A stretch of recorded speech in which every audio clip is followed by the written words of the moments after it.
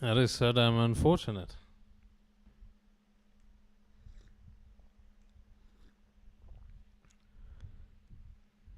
Maybe.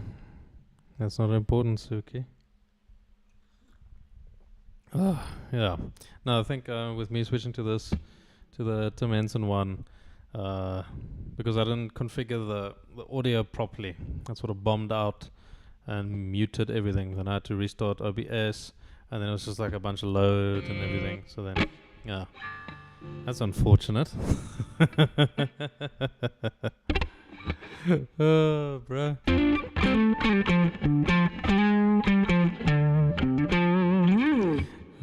Yeah. Also perfect timing, hey? We have Sir Charlie Robbins in the stream, and then it just bombs out. Oh man, that's like absolute rage bait.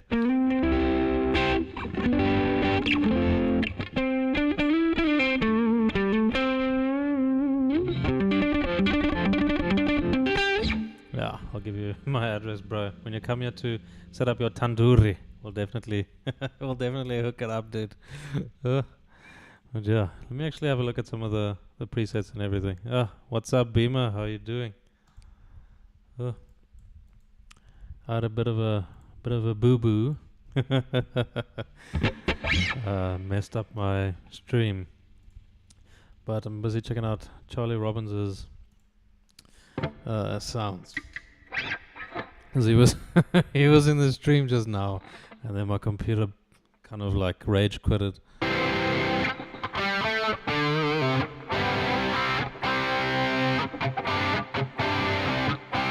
Yeah, Chris.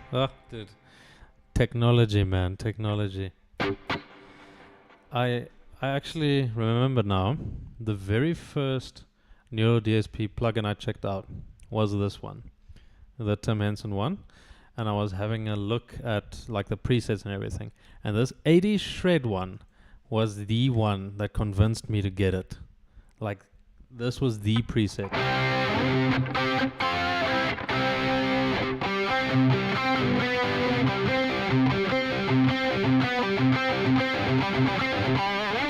Yeah, right when I needed to be stable. Absolutely, man. Oh, yeah. That's quite unfortunate that we have Sir Charlie in the thing, and then yeah, and then it just sort of bombs out. Really unfortunate. Happens.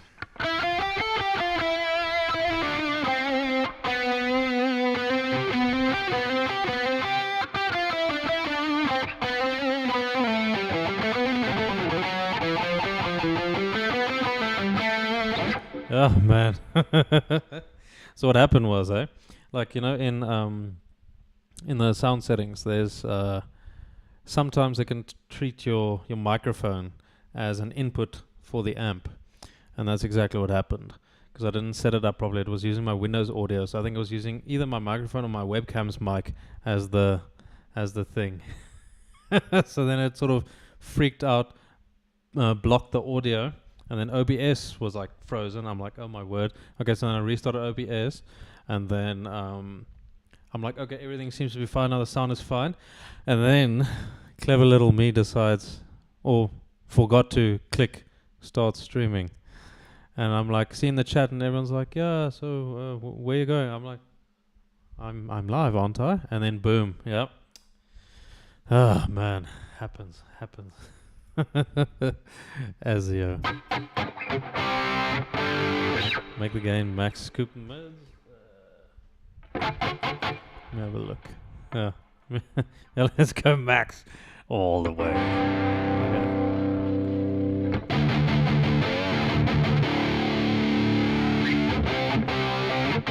Load.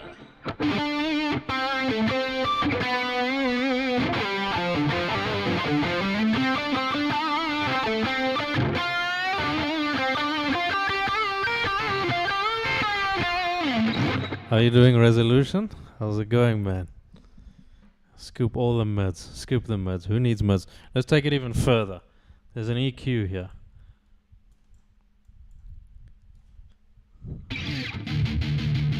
There we go. That sounds better. Now we got our line 6 spider going.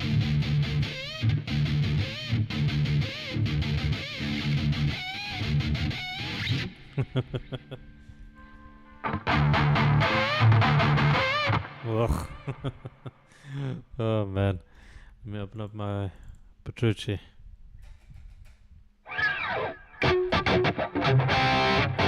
There we go. Beautiful. Oh, amazing. Like low gain, high volume, mid punch. Yeah. Yeah, the mid sound is. I also really like that. That was the one setting. Ugh. Sorry, my legs just getting a bit sore. Ugh. That was the one setting in my amp that made the difference.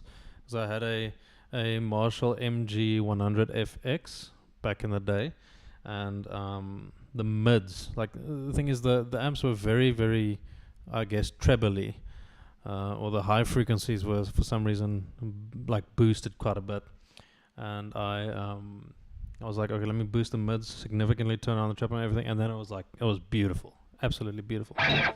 Glasgow Kill.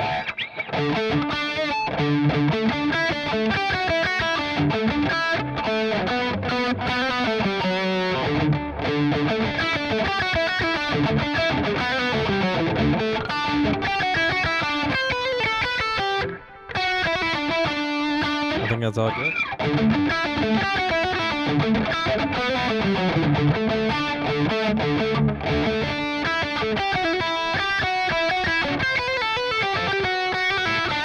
Something like that.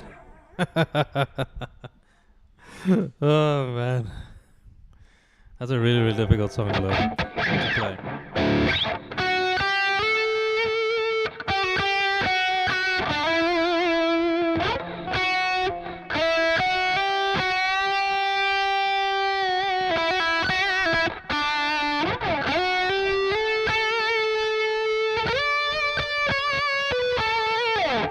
Really, really cool song. Yeah, it does. It has that sort of sound. I'm someone gonna send Charlie a message. Just be like, sorry, bro. Oh man. Let me check.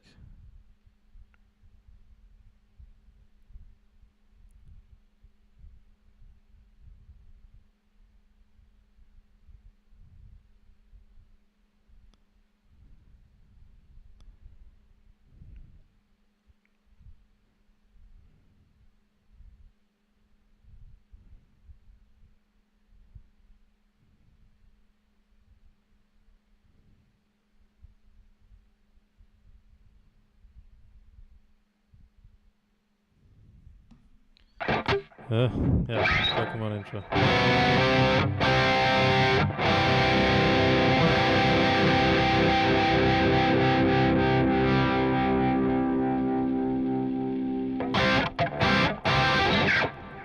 See you, bro. Have a good one. Blue screen, I told you, man. Okay, let me have a look at this.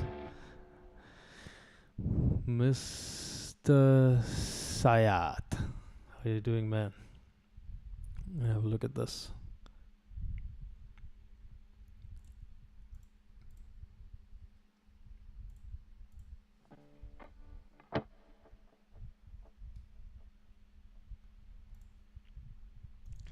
Make it a bit smaller. Drift it here. Let me have a look at this. That's damn soft. Was they going to be playing Chuck's parts? Let me solo them.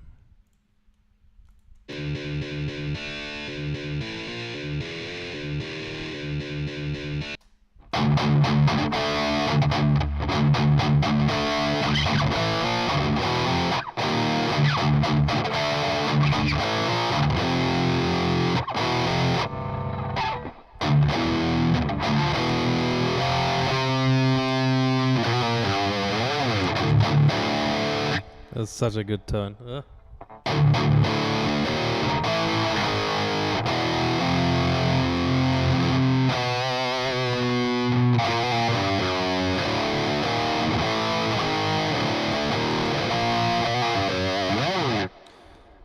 Which tone you would put if you ever got neural DSP section of your own. Oh man, that would be so cool. That'd be so freaking cool. That would be this, pretty much. Like this one has, because I'm using custom impulse responses. Most of the tones, heavy lifting is coming from here. So a lot of it will be here. Like it has this bite, this tightness, but it still has a lot of tone to it. It's not like it's like scooped to death, but it's just got this power, and it's very versatile. But like I don't know if it's going to be worth just creating an entire plugin just for this. But there will be certain things I would like to have, like the effects and everything are great. Only thing missing here for Petrucci's one is an octave pedal. That's pretty much it. Everything else is perfection. Some of the amps I would also change just a little bit, but yeah. And it's just a great plugin. Like, oh my word, it's so good. Make it small so I can see here. Yeah. There's this one riff that I want to learn from this. I think it's this one.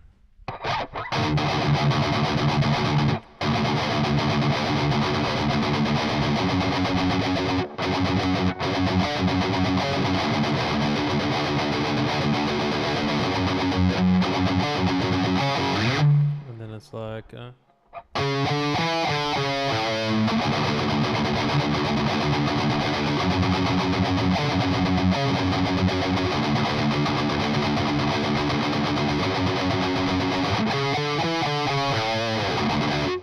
so cool. And then it's a bit of a, I think, a solo bit here. Yeah. A bit, quite a bit of a solo. And then, oof. Oh yeah, that's right.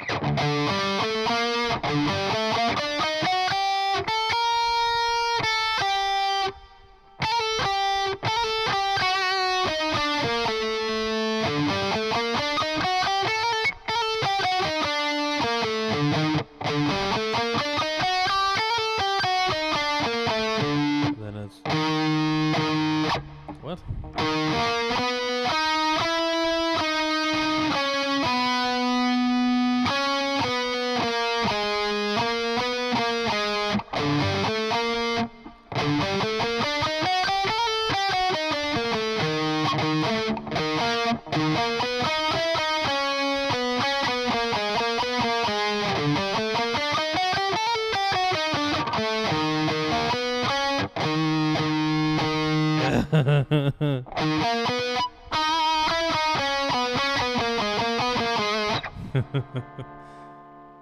And then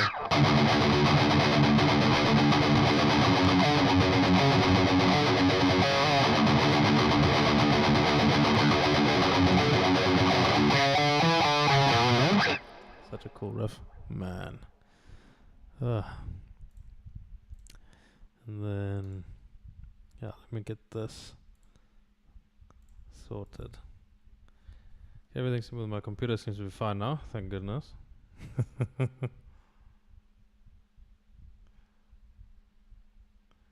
And yeah, everything there seems to be fine.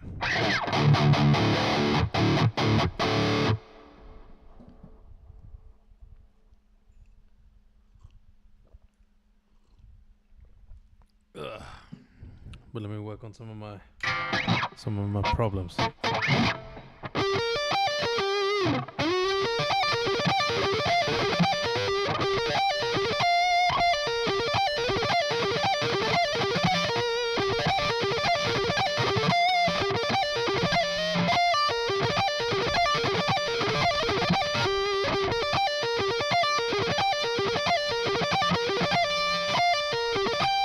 Are you doing heretics?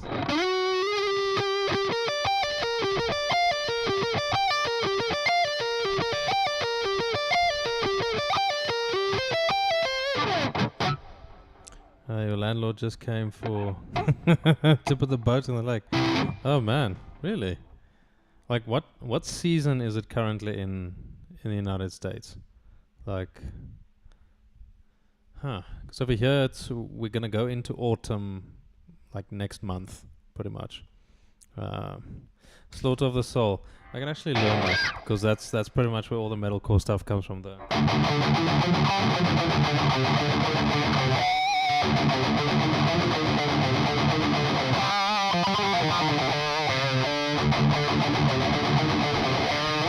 Yeah, that at the gates pretty much spawned early 2000s metalcore.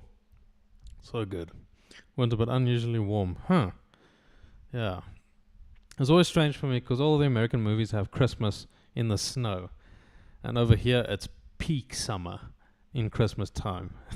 So it's like, oh man, we don't have we can't really sing any of the songs properly because it's boiling hot.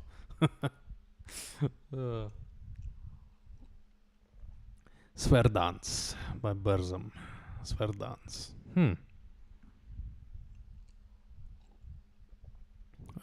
25 degrees Celsius. Oh, that's very, very warm.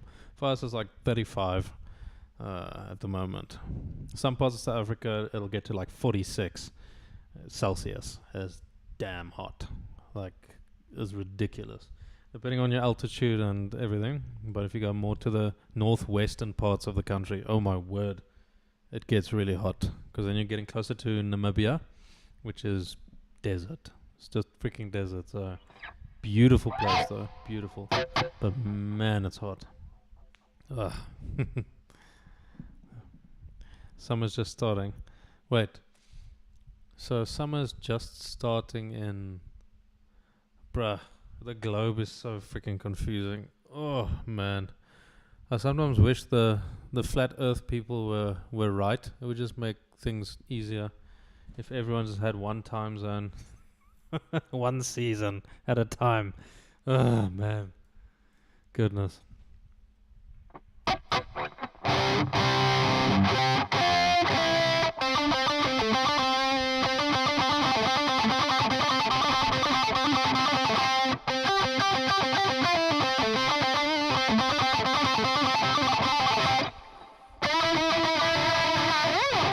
Throwing all that stuff out.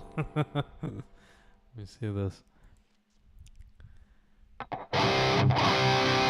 Very, very cool. I have to make sure that my...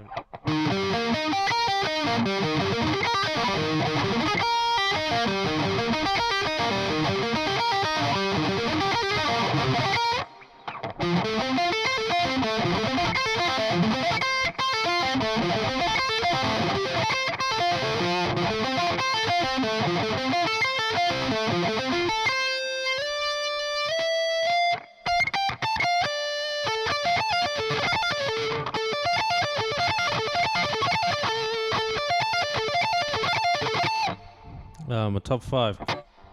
Goodness, that'll be Temu and Yari in the first spot, just because they have to be. Temu Mantisari from Winter Sun and Megadeth, and Yari Mindpa also from Winter Sun. They'll be my top 1. I'll have to put them together because they're just so damn good. And then Chuck Schuldiner from Death, incredible freaking guitarist. Slash will also be there just because of the influence and the impact that he's had on me and millions of people. I mean, it depends how you define top 5. Like if it's top 5 as in top 5 skilled, that's a different conversation. But like top 5 for me, it'll be them. And then Petrucci, absolutely, Petrucci's phenomenal. And then Alexi Laiho, however you want to pronounce it. Alexi, Yari, Temu, Chuck, Slash. I mean, dude, it never ends. Like, it never freaking ends. Everyone has contributed something similar. But I think those guys are really the ones that have... They're playing. I try to emulate the most. Just because they are so freaking good. I mean, Marty Friedman's fantastic, but Like he won't make it for me, just because I haven't listened to anything outside of Megadeth from him, unfortunately. Um, but yeah, his vibrato is fantastic. His vibrato, Zach Wilde's vibrato, Brandon Ellis from Black Dahlia Murder, and now recently Cannibal Corpse. Just there's so many fantastic players out there, like it's crazy. Oh my word! And if Mr. Charlie Robbins happens to join again, I'll be like, yeah, no, he'll be first place, obviously. Ginger and Spirit Box. Ginger I have listened to. Ginger's really, really good. Spirit Box I haven't listened to that much. For me, there's this weird sort of contrast between vocals. Like, if there's an aggressive guitar sound in the background, I can't have a non-aggressive vocal paired with it. Like, you don't have to be growling or screaming or anything, but it has to be what's the word? At least belting or a bit harsh to match the guitar tone. It's a weird, like, that's why I could never really get into Evanescence or anything like that, because you have this really heavy guitar riff in the background and then this gentle, smooth vocals. I'm like, that's not working. Ginger works really, really well. Like, there's that one really famous song that they have. I'm not sure what it's called again, but I think it's Pisces, where in the soft parts of the song with the guitar and everything, I think what's her name, Tatiana, she sings very gently and it matches the music in the background, and then when the big riff and the everything kicks in, then she goes to screaming vocals, and it's like, it's really, really good. That's perfection that I can listen to. That's amazing. Same with some Insiferum songs. I love Insiferum to death. But also, if there's a soft, sort of gentle voice paired with just an aggressive guitar, I don't really like that. I don't like that combo. And it has to be sort of, if it's a soft part, you can have a gentle voice. Opeth does this extremely well. Opeth has like a very, very good balance of this. So it's just fantastic. Yeah. For you, it's Gilmore, Dimebag, Jeff Beck, Jason Becker, John Mayer. That's a solid list. Solid list. And that describes like so many people. Like, it's really so good. Jason Becker, I mean, that's like one of the biggest tragedies. Like, he's so damn good. And it's just, man, health. Dimebag also cut down way too early. Gilmore, yeah, Gilmore's fantastic, but yeah, I haven't really listened to as much Gilmore as other players. Like, same with John Mayer. Like, they are incredible musicians, but yeah. Jeff Beck, yeah. So the majority of people complain about the growling and only like the lighter parts of their voices. You like both. It doesn't have a combo. I don't like it. Nice. Opeth, Ginger's main influence. I can hear that. Like, it's really, really good. Their stuff is so great. Let me get this.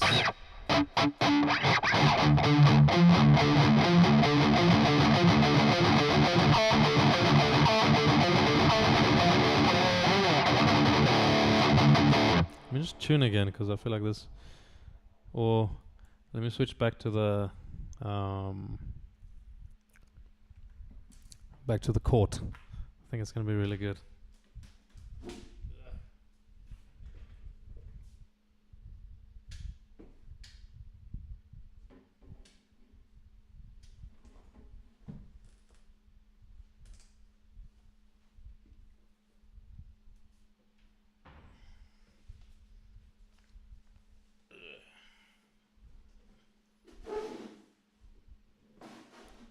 There we go.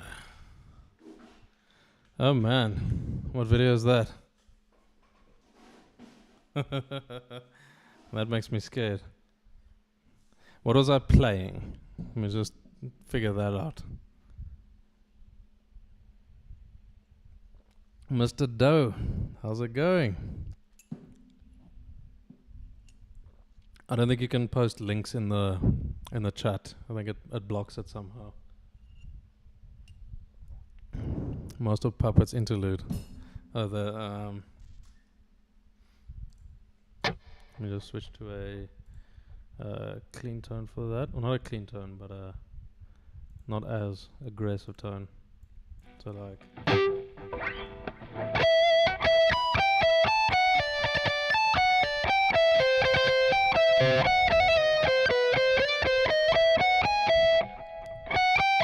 Apologize.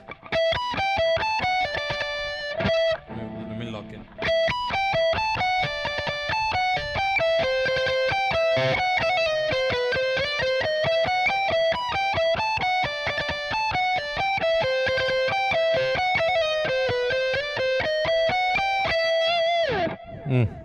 George Lynch.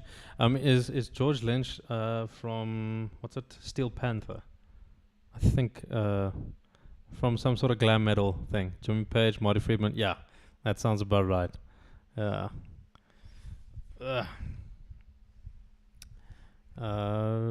This video was recommended to me on my Facebook page.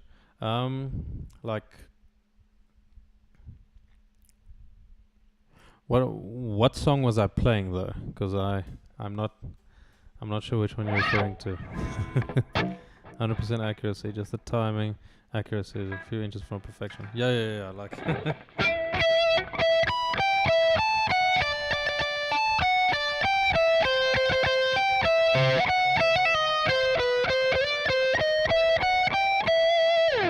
Dokken.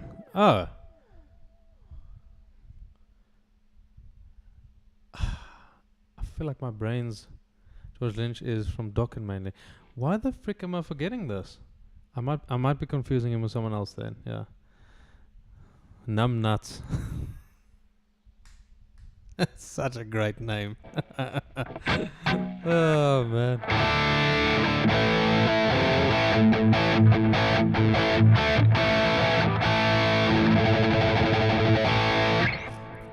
Yeah, from Dokken.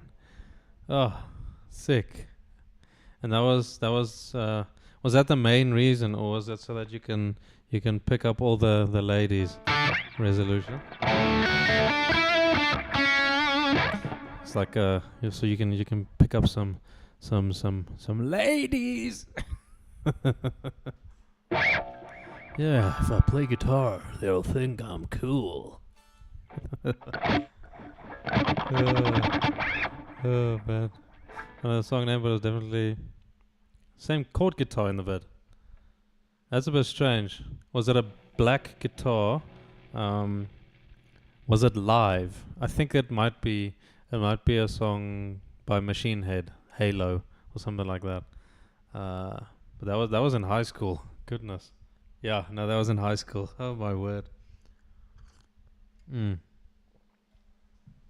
That was not the greatest experience for me because I couldn't hear myself. It was very, very difficult. Like I don't know, in the video you can see me showing to the sound guys like I can't hear myself. So it was a bit of a problem. Yeah. Yeah. Now another video you're referring to, yeah. Oh, it was damn fun. Now I was playing with my Ibanez, what do you call it? My Ibanez RGR. That was really cool.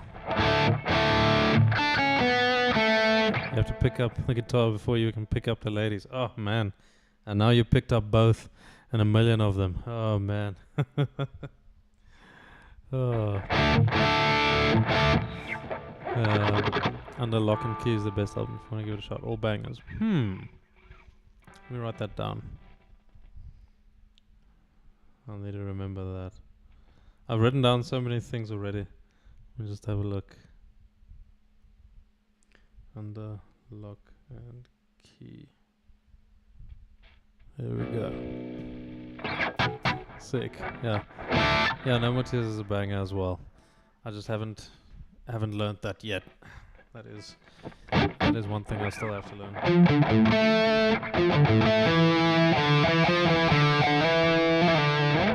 But what I've been learning this week is Rum Women Victory by Ensiferum. Is that?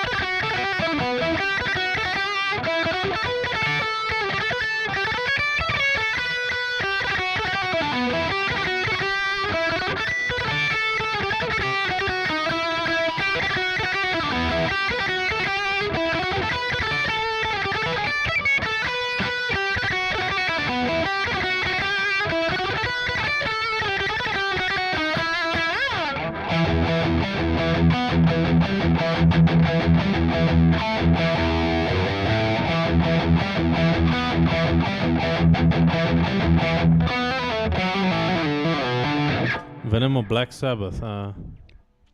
Well, I mean, they're too different. They're way too different. Like Venom is the first wave of black metal, and Black Sabbath is the first wave of metal. But I think in terms of impact and influence and lasting, lingering influence, Black Sabbath most likely, absolutely. Like they're just the.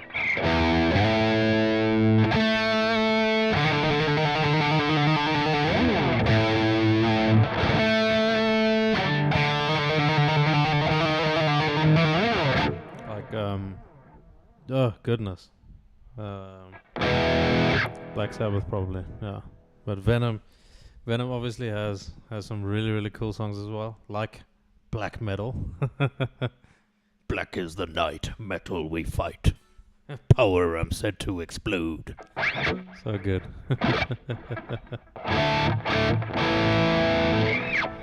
Don't know if you find Metallica more of a metal band or more like rock band. Depends which era. Like Kill 'Em All and all those albums were very much thrash metal, like peak thrash metal. And then a bit later, from the Black Album, everything became a lot more ballady and a bit more,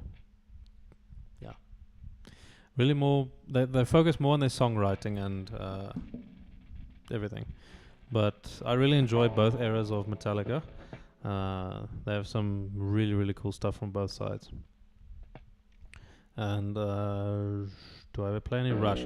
Well, Rush, I think is it XXZ or XXY or XYZ or something like that.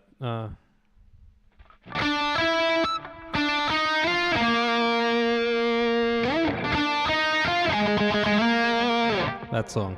YYZ. Frick, man. That's the one. Yeah.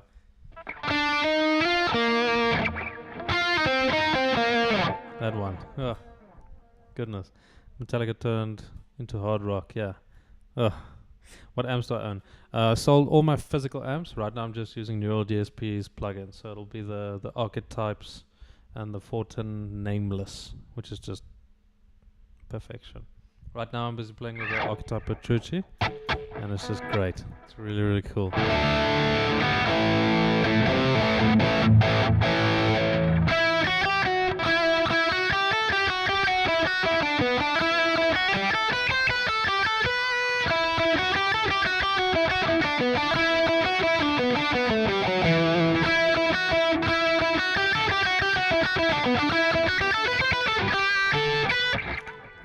Physical amps. No, I don't have any physical amps anymore. If I did, it'll probably be a 5150 or it'll 5150 or 5153 or Marshall JCM 800. But even like Vox AC15 or Vox AC30 will be really cool. Fender Twin Reverb will be great. Trying to think what else.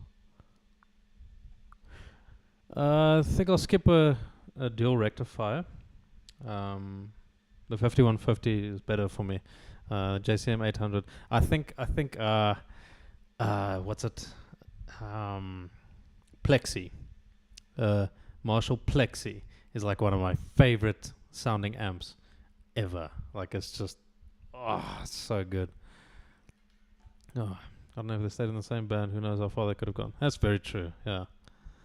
Do I prefer to be best in guitar or be average to play in all musical instruments? I think best in guitar. it depends what the goal is. Like if I see myself as a musician primarily, and the guitar is just a medium towards it, then I'll probably want to be average in everything. But I see myself as a guitarist first. Yeah, Marshall Plex is like the worst sound to you. Yeah. No, I get you. It can be very, very crappy. It can be very sharp and bright, and yeah, play a F sharp.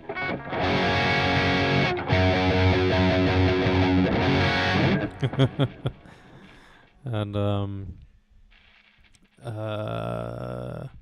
JCM 800 to Plexi. Don't even care for JCMs. Yeah. Oh man, yeah. PV 5150. The brown sound. Eddie Van Halen's tone is just. That's it, man. That's really good. Mesa in some cases. Still 5150 for me. That's just the sound. Like, really enjoy it. Violin musicians are very rare. Very rare. That's true. Yeah. They are very. They're a bit more rare. But what would you think? Would you prefer to be average at a bunch of stuff, or the best in one instrument? When it comes to languages, I would be average in every language over being extremely verbose in one of them. It's just there's this joy when you can speak someone's language, and when someone can speak your language. It's such a nice thing. So for someone like that, I'll definitely want to be able to speak everything.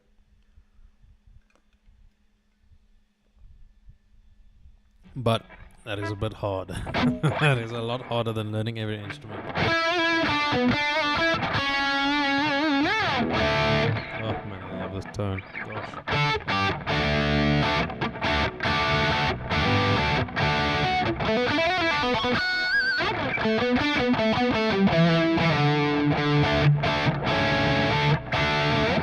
For tube to solid state, like the percussion of the tube amp. Yeah. No, the tube amps, they genuinely sound better. Like you want the valves and the tubes and everything to just heat up, and yeah, it really does saturate the tone very nicely. But depending on what you're playing, it can also get a bit flabby and loose on the low end. But you want that tightness on the low end. But exactly as you say, that warmer roll of the high frequencies are a lot smoother. They're not really as harsh or as piercing. They are just, oh man, it's beautiful. Some Eric Johnson stuff. Oh, so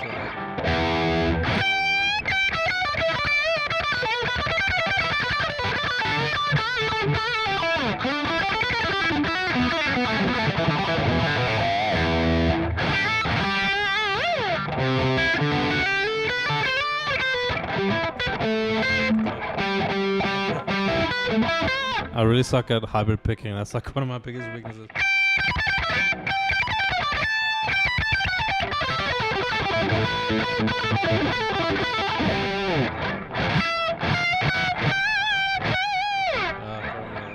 What?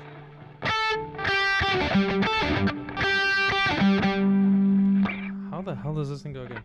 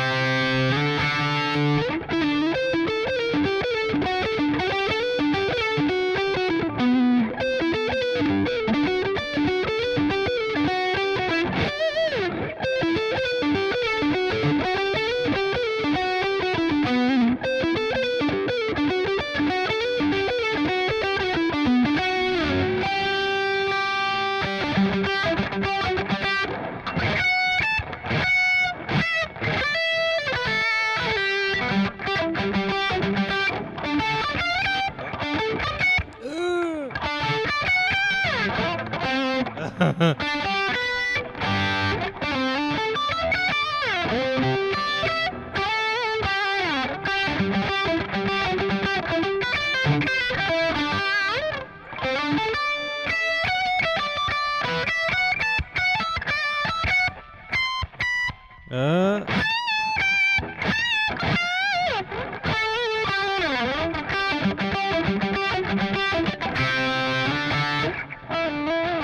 whole thing. Thanks, man. This song is so difficult. Oh man, thank you, Resolution. Yeah, it's crazy that Eric Johnson makes what, dude. Like, oh yeah, it's just pure like pentatonic cascades that he does there.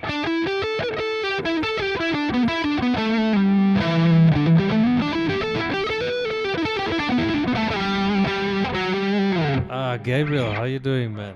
How's it going? Yeah, G.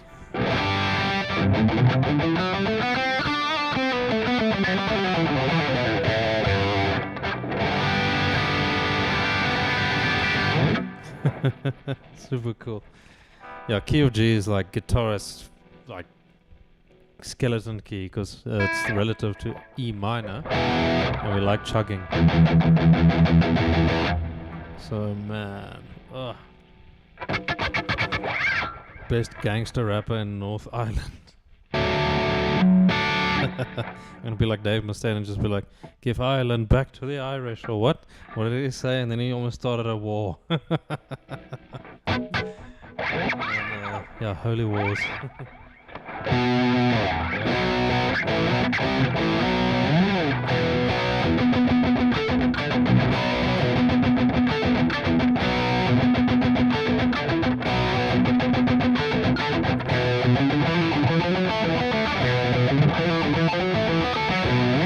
See you, Resolution. Have a good one, man. Cheers.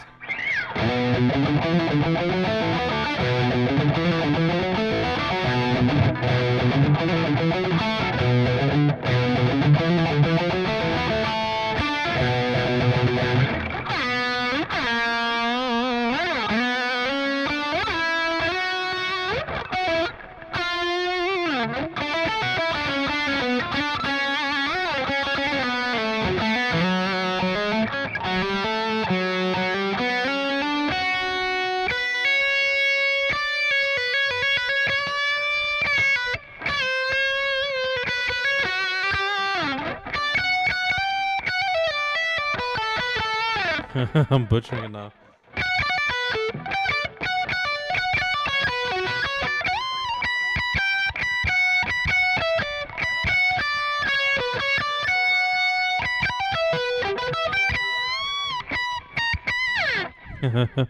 Sleep is your bedtime. Yeah, at work is 10:39 a.m. Yeah, for me it's like, yeah, it's 22. Yeah, for me it's 8:40 p.m. So yeah, my Friday's nearly done.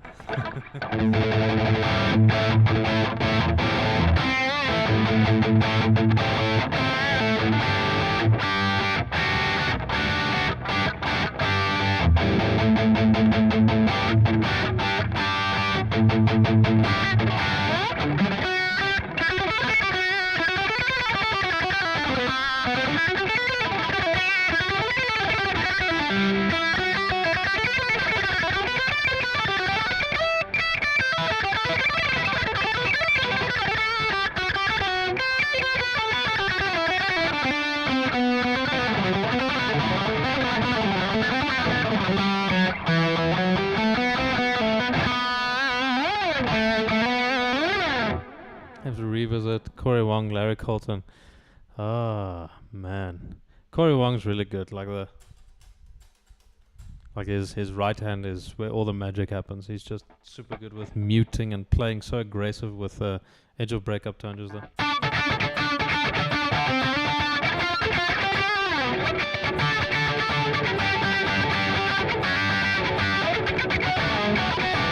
All that funk stuff. No, he's really good. Oh man.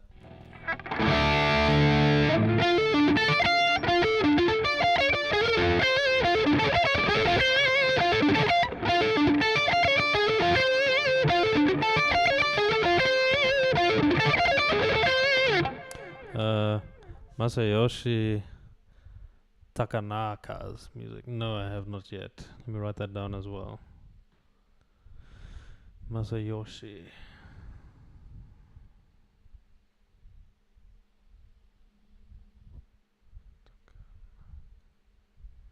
Takanaka. Alright. Let's add it to the list.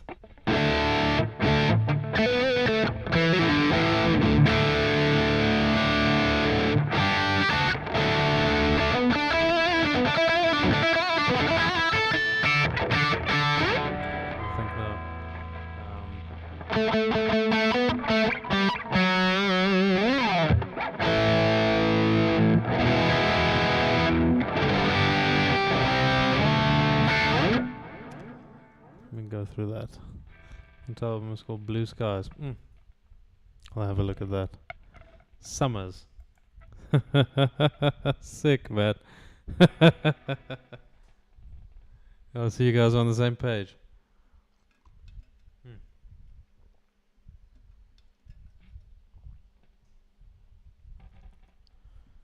Fantastic.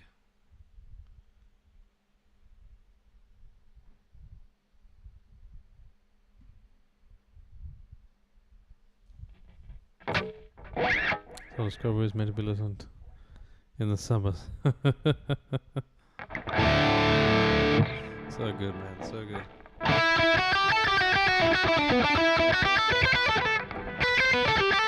Oh, that trips me up.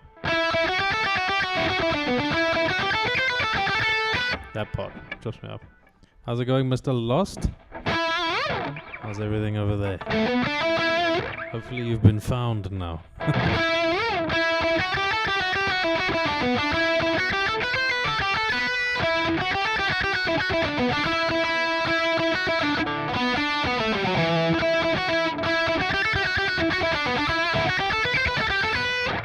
Stairway to Heaven. Does it start like this?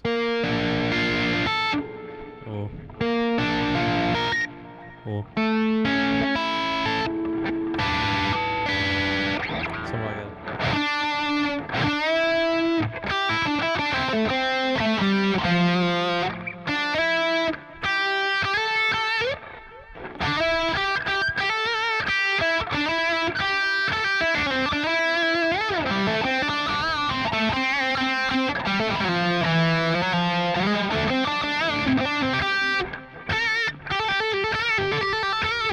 Something like that.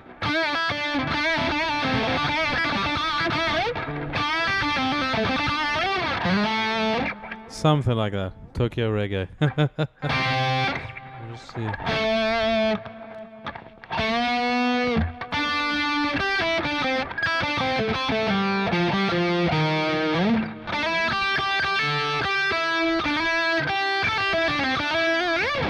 I think something like that.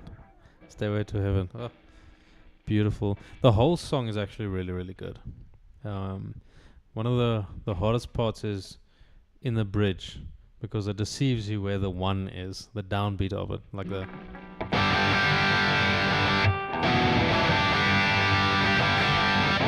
Like it's actually, oh man, so good. Ibanez RG 470DX in Tokyo Midnight. Just play the guitar. Oh, super cool, man. Super cool.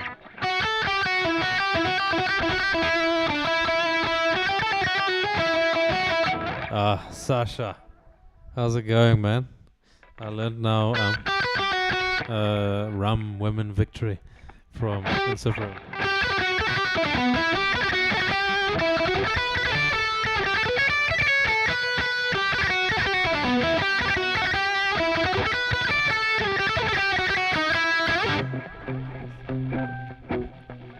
Oh, bro, so awesome. Man, you should have seen. I streamed just now, like I think like maybe an hour ago, and then Charlie Robbins joined, like the guitarist Charlie Robbins. He joined, and I'm like, is it the real one? And then yeah, the check mark and everything was there. I'm like, damn, holy crap! And then I'm going through my Neuraldsp stuff, trying to show him, like, dude, like, look, these are your presets. And then I opened the Tim Henson one, and I haven't configured the audio yet. And then it was like the audio sort of bombed out because I was using my microphone as an input for the amp and everything. Then my sound was totally off, and then I'm like, oh boy. And then tried resetting OBS. Didn't work really well. Was down for a bit. Stream ended. I'm like, oh man, it was so freaking depressing. So unfortunate. Oh man. Yeah, happens, hey? Happens. It's still there. You can see the chaos. You need advice. I teach guitar in an academy. I'm taking class. One other instrument teacher comes and starts singing in your class, and everyone feels uncomfortable, including me. What should I do? Tell them to leave. Like, what the hell? I mean, like, what? just tell him to leave. I don't know if it's a bit more complicated than that, but I mean, at least just pull them aside. Don't embarrass them in front of everyone. Rather pull them aside, speak to them. Listen, you're being quite a disruption to now the learning environment here. We cannot focus on what we need to focus if you're going to be singing over everything. Would you mind, please, just moving over to the side, just so that we can actually do something here. And if he doesn't correct his behavior, then you can embarrass him. Then you can say in front of your students like, oh man, guys, okay, so this is why you guys are here at the academy, so you can learn to sing properly. Unlike this man over here. You see how bad he sings? Don't be like him. This is the example. This is why you guys are here. So focus. Disco Inferno. Sing over that teacher. Oh man. I can expect that from parents. Like, parents will just come in and be like, just pretend I'm not in the room. Just pretend I'm not in the room. Ugh, it's impossible. Oh my word. But yeah, like in a professional work environment, there are certain boundaries and certain expectations that you can have. But first, speak to them privately. See if you can just tell them exactly why not they are the problem, but their actions are the problem. If you come at it from an angle where you're attacking the person's character, they're not going to listen to a single thing you have to say. They're just going to be like, oh, okay, now let me attack your character. And then it's going to be a fight. It's going to create a negative environment. So just make sure when you speak to this person, you be like, these actions that you are doing are disrupting the learning environment that we are. Would you mind, please, just refraining from doing that? We can sing at a different time or whatever. But yeah, just don't attack his character at any point, because then it's just going to be a mudslinging competition, and then yeah, it's not a nice work environment to be in. So just handle it respectfully. But yeah, if that doesn't work, speak to their superior. If they are the superior, then embarrass them in front of the class. I think that's the only way you're going to get through this.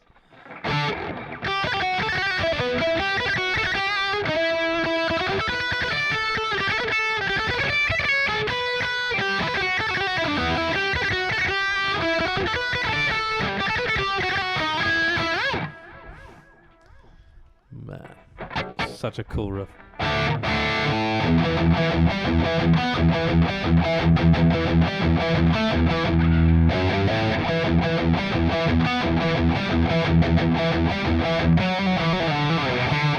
What's your practice routine like when you're speeding up? My practice routine hasn't really changed. Like, I went through various models of practicing. There's two main sort of, I guess, branches of practicing that I've seen. Two main positive ones, and then one very negative one. So the negative one is autopilot. If you are gonna take your guitar with you and sit in front of the TV or watch something and then just like noodle along with it, you're gonna waste your time and you're gonna do more harm than good. Because although you aren't consciously focusing on the guitar, which you should be, you're still gonna be forming muscle memory with very bad habits, very bad technique and everything. So if you want to speed up, that's not the way to do it. If you want to practice properly, there's two main branches, at least that I've seen. The one is the traditional one that works for many people. I tried it didn't work for me, unfortunately, but it's where you have a very rigidly structured practice routine, where you say for the first 5 minutes you're going to do this sort of thing, and then the next 5 minutes or next 10 minutes you're going to be working on this thing, and then after like I think 20 minutes you're going to take a break, and then you're going to go on to another 5 minutes of this and that, and then you're going to work on scales, and you're going to work on chords, and then you're going to work on outside switches or sweep picking or something. That approach does have merits. I have not seen that work for me personally. The way I do it is I first encounter a problem and then I try to solve it. I don't practice solving equations before I encounter them. I solve an equation when it arrives. So for instance, I have now this song that me and Sasha is learning with the sweep picking arpeggios,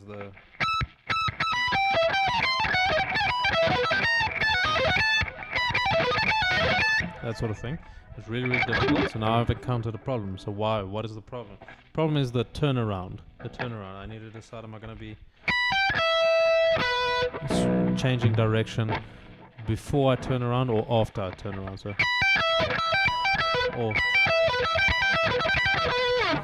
these sort of decisions are the things I will make. But these are conscious things, and then I'll make these decisions very consciously, and then I'll practice this in bursts as well if it's going to be fast. Do I like Matteo Sasato? He's fantastic. He's like so damn good. I'm very jelly. He's very good. But for speed, the thing you want to do is practice the phrase or the solo or the riff or whatever in a consistent way. What I mean by that is, if you're going to start the phrase with a downstroke, always start it with a downstroke when you practice it. Don't practice it then starting on an upstroke or then doing two downstrokes like this thing I'm practicing now. I practice that extremely consistently. I don't start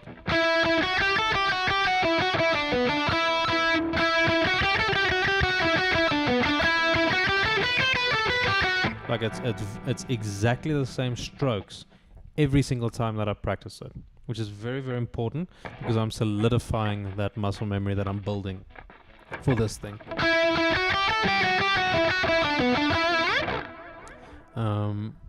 And then you'll want to do certain bursts. Some of the hardest things to do is to change strings on the guitar cleanly and at speed. So like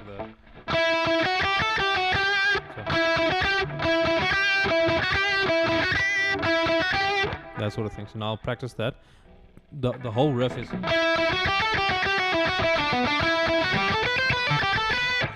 I can practice the whole riff, but I'll be wasting my time because there are parts in that riff that I'm struggling with and that I'll have to isolate and evaluate. And it's mostly the string changes. So if I look at it very in isolation, it'll be... So it's just down, up, down. So I know I'm going to have two downstrokes on this string, and then I'm going to have to, either before or as I do my last downstroke, I need to escape a little bit, and then I need to grab that string. So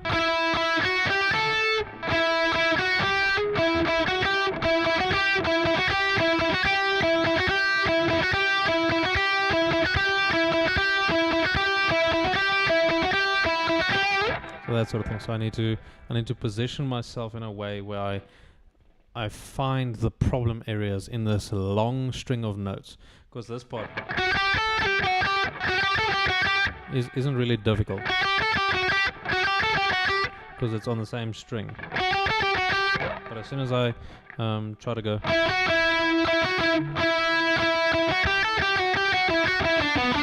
as soon as I try to change strings, that's where my entire picking trajectory has to change.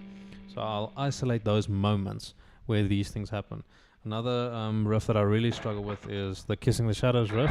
Sasha, this one.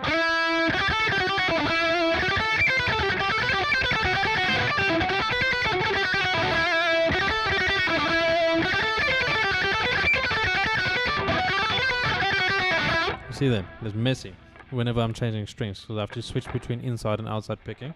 So the one part is... So down. So I'm changing strings the first time using an upstroke, and then the second time using a downstroke.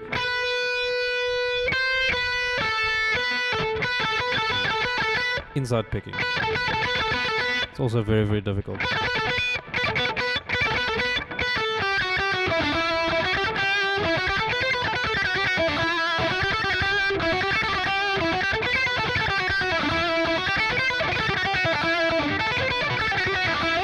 And one problem you'll have with, and this is very, very important, one problem everyone has when they practice something slowly is they have this idea that if you increase the metronome speed by 1 BPM every day, you'll eventually get to your destination.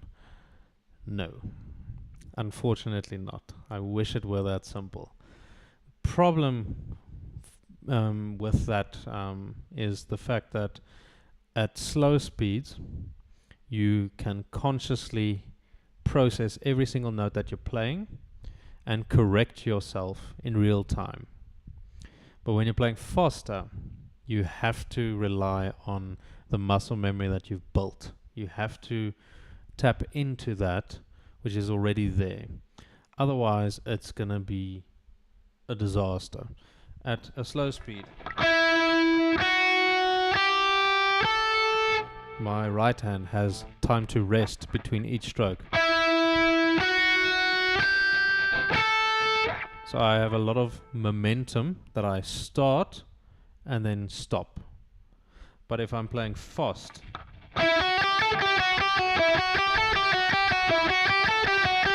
like I have to sort of chain each motion together. So at speed, you will be encountering different variables than you do at a slow speed. The easiest way to think about this is when you are physically moving from point A to point B. When you're walking, it's easy to change direction. It's easy to balance on one leg and then sort of step over something or dodge a puddle or something. And then there comes this threshold when you start walking faster where you eventually have to jog. And at that point, you need this momentum to carry your steps a bit. And then you also encounter a lot more wind resistance. You can still change direction fairly easy, but it does take a lot more energy. And then when you're sprinting, then it's a complete different thing. Then you are leaning forward. You're not just moving. You are literally leaning forward, and the momentum and the muscles that you're using has also changed. And it's very, very difficult to change direction at that point as well. Everything of your body has to be geared towards this one specific goal. And if you're not relying on familiar muscle memory that you've built up in a certain capacity, you're not going to be able to do it. You have to have the muscle memory of these speed mechanics. So you can practice.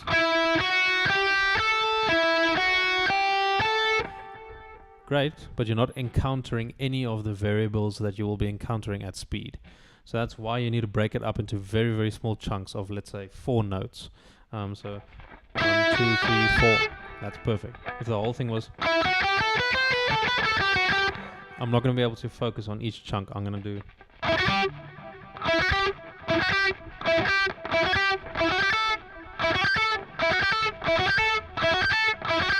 So you do a quick burst, and then you stop, and you do another burst, and you stop. You burst and you stop. You can also do this in various ways where you emphasize certain notes. So like now I'm going to emphasize the first one. I can do it now emphasizing on the second one. It's difficult.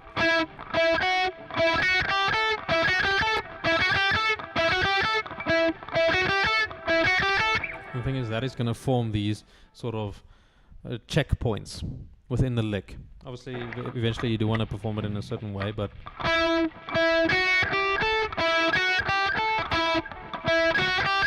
that sort of thing.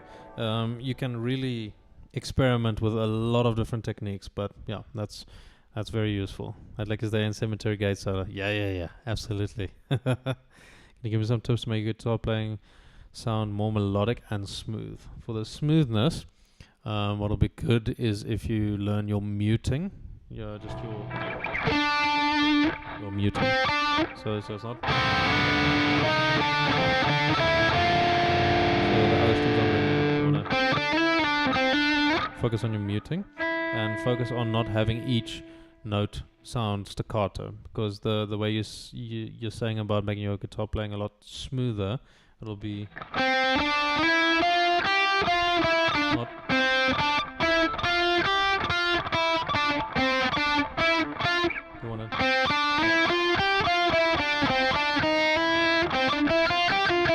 You wanna have the space between each note, because there will be like a very, very slight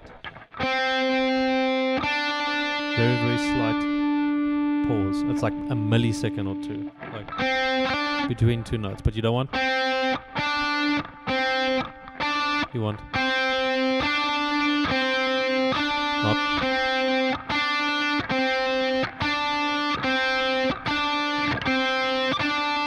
You want like that. Then with more melodic, that'll have to be, are you improvising? I would assume so. Is it improvisation that you're trying to develop and play a bit smoother using improvisation, or what'll it be? And in terms for chord changing, that there's a couple I can give. First one is know what chord is coming up next. So if I'm playing, let me just go to a clean tone. So if I have, let's say, a G, and then I know what chord is coming up next. It's a C, alright, let's say it's a C. Know which notes that these two chords have in common. For instance, I have now this, and now a C. I'll just have to take these two fingers and shift them down one string each. And then back up. Let's say I was going to E minor. If I went to E minor, I'll just move my middle finger underneath my index finger. So know the common notes and try to structure your fingers in a way where it's easier, where you don't have to make a massive change between your fingers to fret another chord.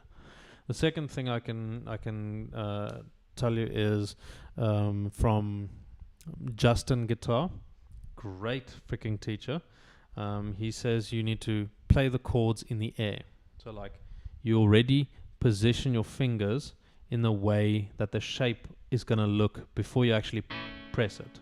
So like over here, I'm in a C and I'm going to go to an A. I already position my hand like this. And then an E, I've already formed the shape in the air before I get to the thing. And then let's say a D, it's in the air.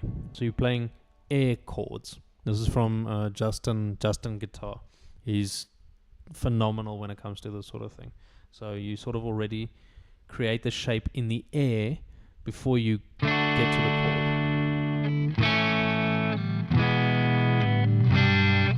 That's very, very useful. If you're playing power chords, that's a different story. But if you're playing open chords, very, very good. What you can also do is in this moment where you're changing between a chord. Let's say you're going like,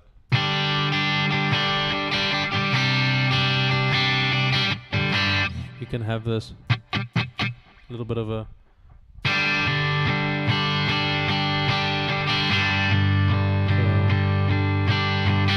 so you add a in between it, so you can sort of like mask the notes. So it's like,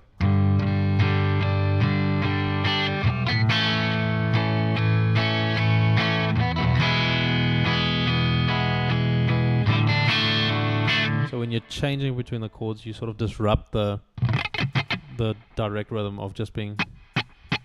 You can go very, very small tip, but like, yeah, it can be very powerful if you practice it properly.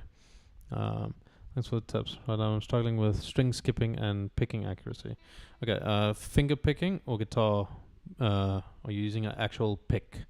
Because those techniques are vastly different, and I can only help with actual picks. String skipping is generally very, very difficult.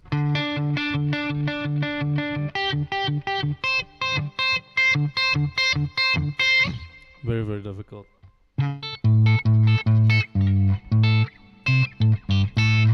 So sometimes it'll help to just use your fingers or hybrid pick it, but yeah. Let's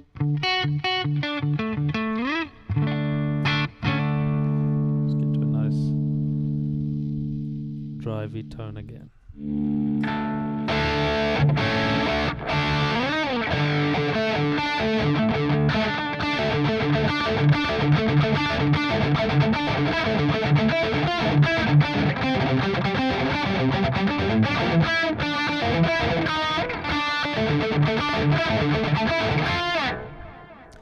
Very, very difficult.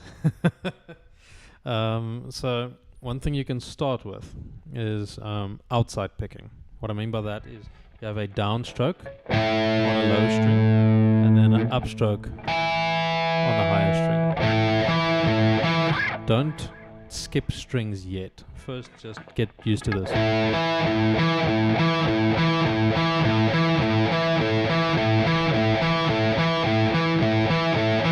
And understand the motions that are taking place with your hand.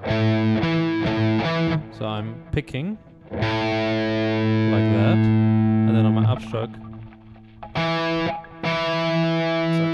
so it's like a X, like that. The direction that my downstroke goes is like that, and my upstroke goes like that. So obviously it's much smaller. I'm just illustrating the path that it's traveling. So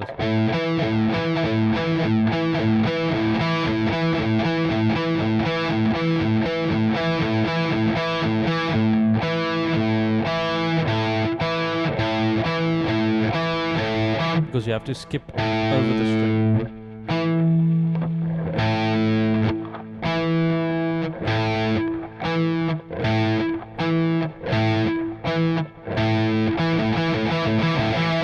So that's very, very important. What's up? Oh, another one from Nepal. How are you doing, man? Let me see if I can pronounce this. Devashish Duja. I don't know that. Doja. Apologies. I'm playing for around 5-ish years. Oh, do play some Pantera and A7X. Sick, man. Really, really good thing to do will be to keep learning songs. It depends on what your abilities are. Because I mean, if you've been playing for 5 years, you're probably really you're in the intermediate stage. So you got I'm very glad. And if you play some Pantera and A7X, fantastic.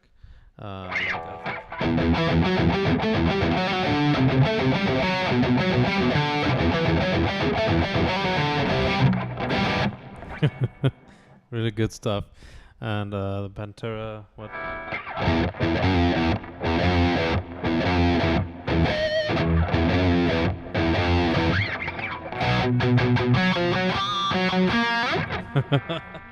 That's on my list for this year. I need to learn that Cemetery Gates. I need to learn Floods as well, and a bunch of these songs. Some tips I can give you is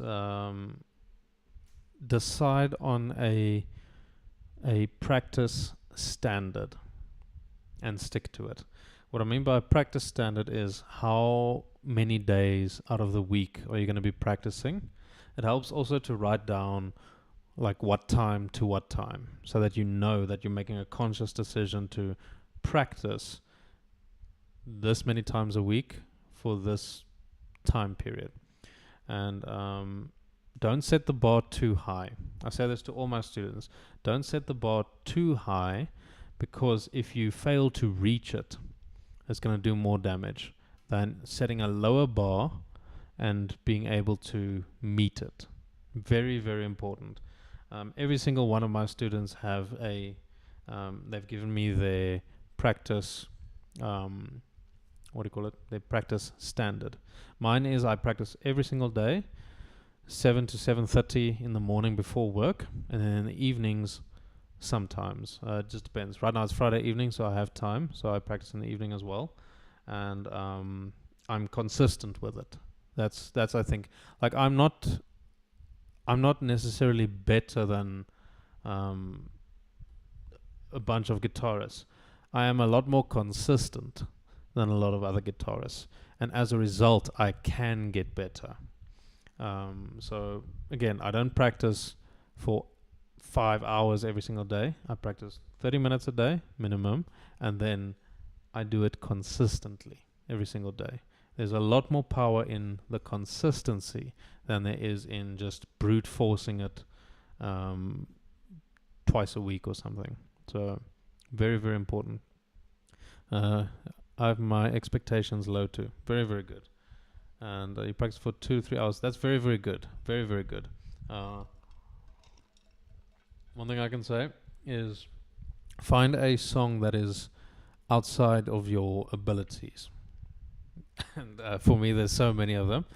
But find a song that is outside of your current abilities, and then go like deep, like really, really figure it out.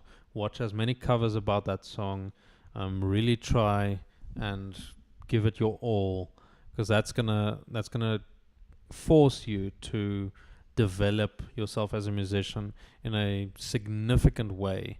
It might give you certain consequences, like relearning some techniques, reevaluating certain mechanics that you've been using forever. There's so many things that'll happen when you go down this rabbit hole of trying to master one song that is very, very difficult. I spent, I think, the entirety of 2023, I think it was 2024, on one solo for like, I think it was 100 days or more. Just that solo. I practiced it every single practice session, and I recorded my practice as well, and I can play it. Well, at least I could then. It's like I'll have to warm up really, really well to play it now. I'll play a sample of it as well, but it's like that thing brought me to my knees. But I improved so much as a musician because of that. So it's definitely something you can consider. I'm seeing now I've learned like 3 solos from Pantera, song Hail to the King. Oh, nice. And A Glass Moon is fantastic. Oh man, that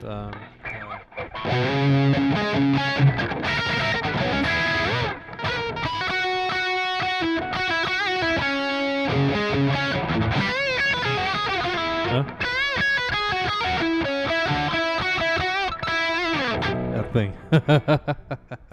So cool. You say electric guitar is easier than acoustic? No. Acoustic is a lot easier than electric guitar, just because it demands less sort of the fretboard. Acoustic guitar, you'll for the most part play open chords.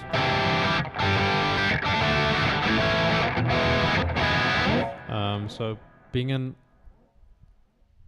able to play live as an acoustic guitarist is a lot easier than being able to play live as an electric guitarist, because of just there's so many things that makes electric guitar sound terrible if you haven't got it down. Like if you fret notes too hard.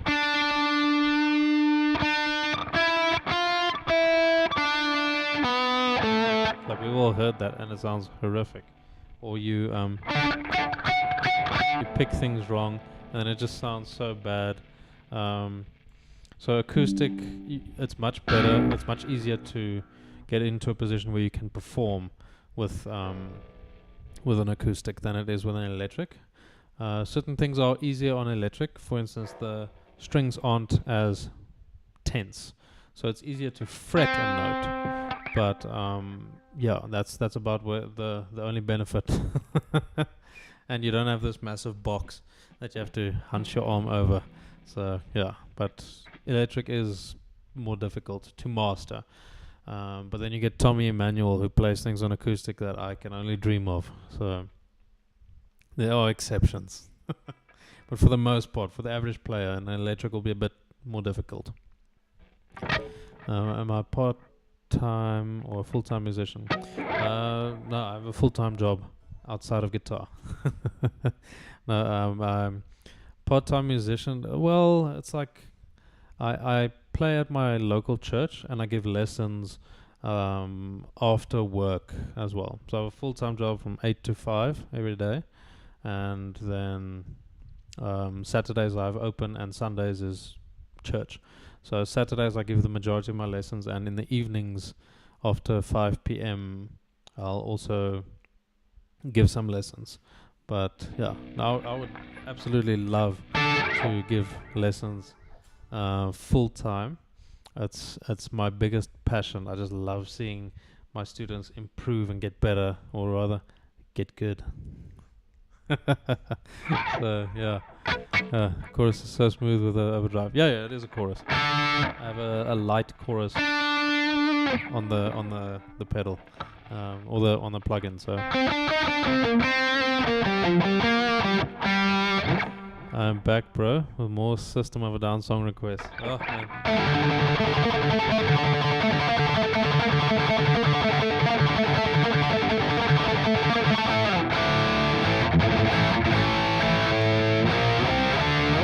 Let me just quickly play that solo that I said I would play. I'm just going to add some delay so I can hide my mistakes. It's going to be a bit better. And yeah, the solo's at freaking 210 BPM. Oh my word, so damn fast. Okay. Let's boost this reverb a bit.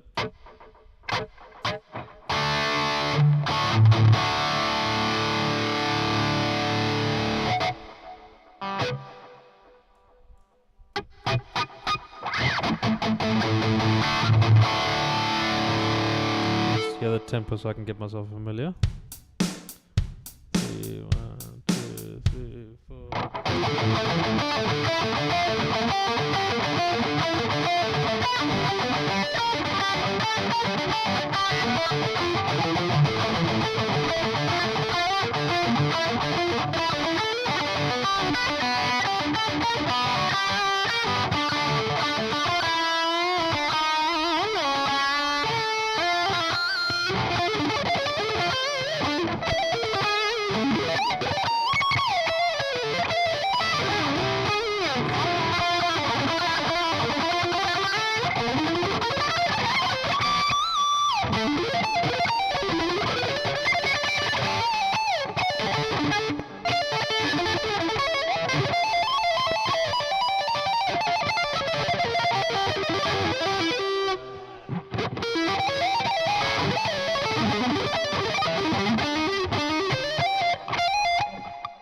It's exhausting.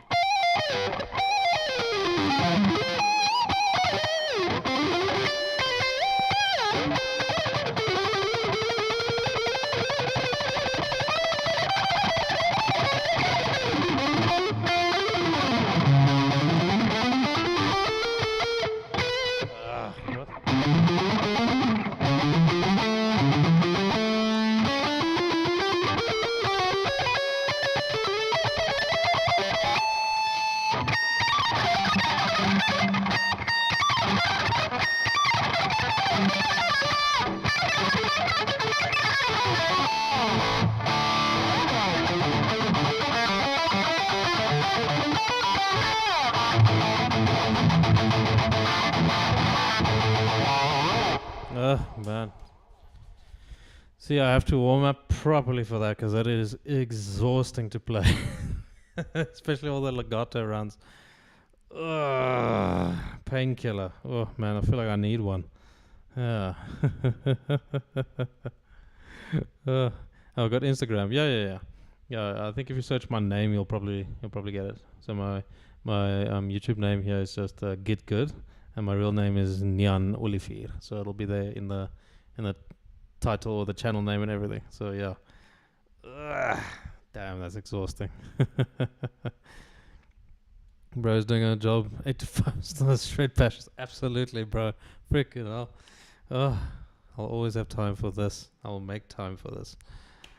So yeah, my guitar is absolutely my passion, and it'll be nice to grow this channel and everything, so that I can do it full time. Just have a bunch of students that I can help get good. And we can all enjoy this instrument, no matter where we are in the world. Right now, I'm in South Africa, and I have students in India, here in South Africa, and in America. So internet has really opened a lot of doors. So yeah.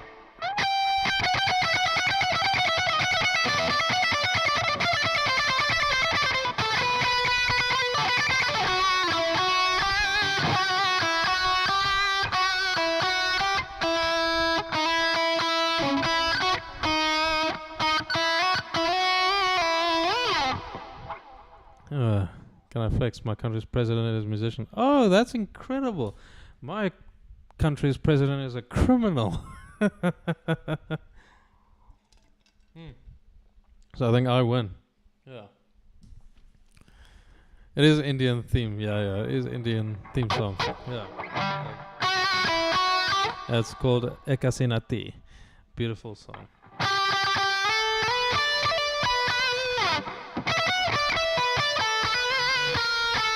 Let me just get a different tone for this.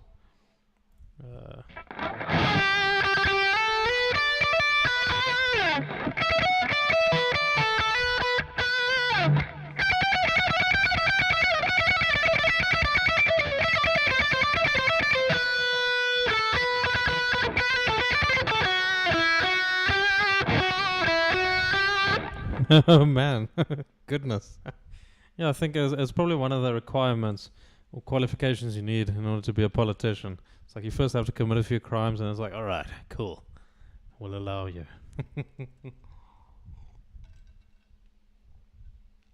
But hey, yours is at least a musician. Mine's a billionaire. He's one of the richest in the country. It's freaking crazy.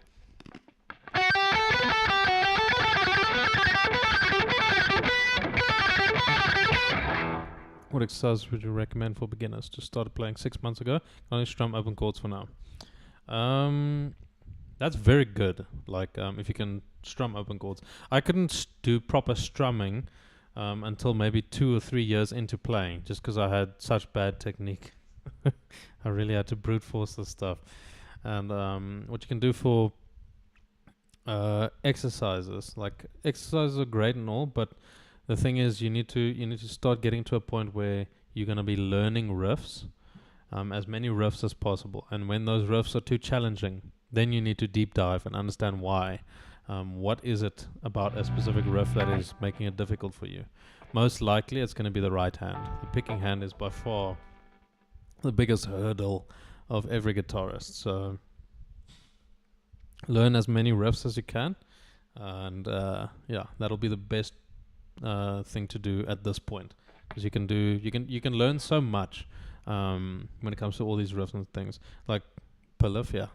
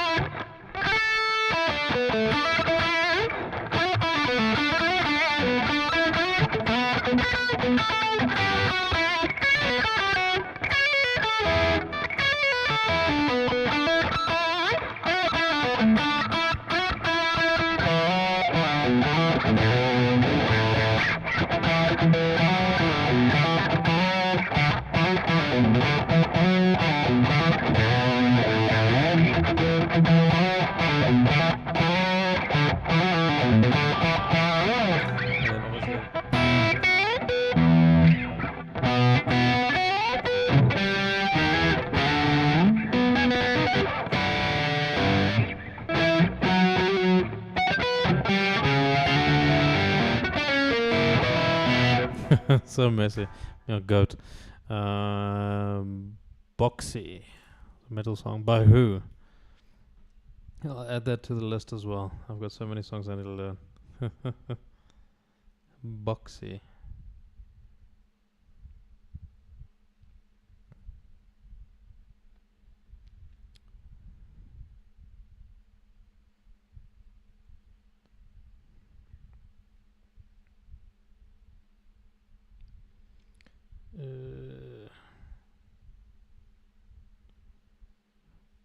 Boxy.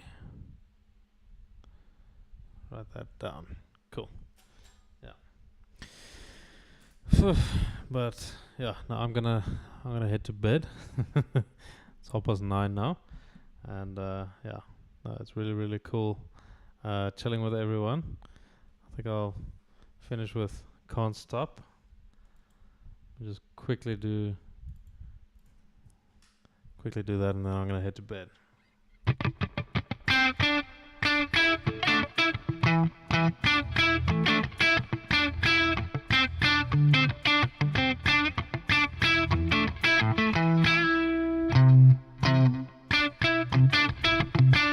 Just think that thing. That's pretty much how it goes. Right, last question. Then I'm gonna head to bed. What's up, man?